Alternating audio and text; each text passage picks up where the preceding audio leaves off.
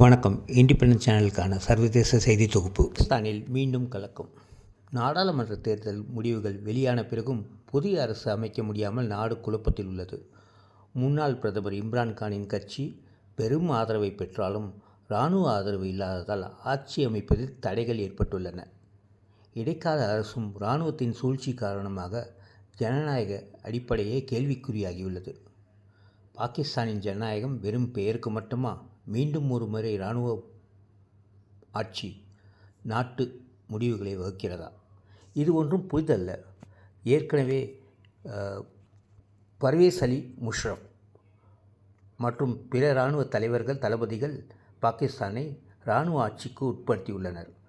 இருந்தாலும் பெரும்பாலான மக்கள் பர்வேஸ் முஷரப் மரணத்திற்கு பிறகு அவரது மரணம் ஒரு வரம்பரையற்ற பார்வைகளை ஏற்படுத்தியுள்ளது. சிலர் அவரை யுத்த நேரம் நாட்டுக்கு நம்பிக்கை வழங்கியவர் என்று பாராட்டுகின்றனர்.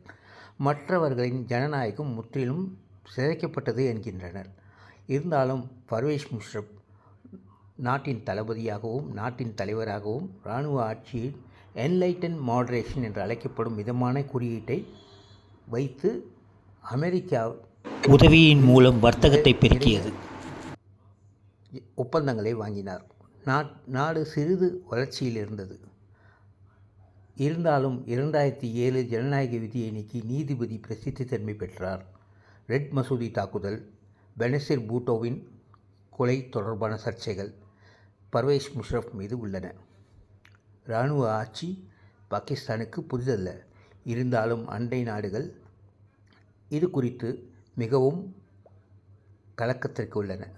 பாகிஸ்தானின் இராணுவ ஆட்சி ஜனநாயகம் வெறும் பெயருக்கு மட்டுமா?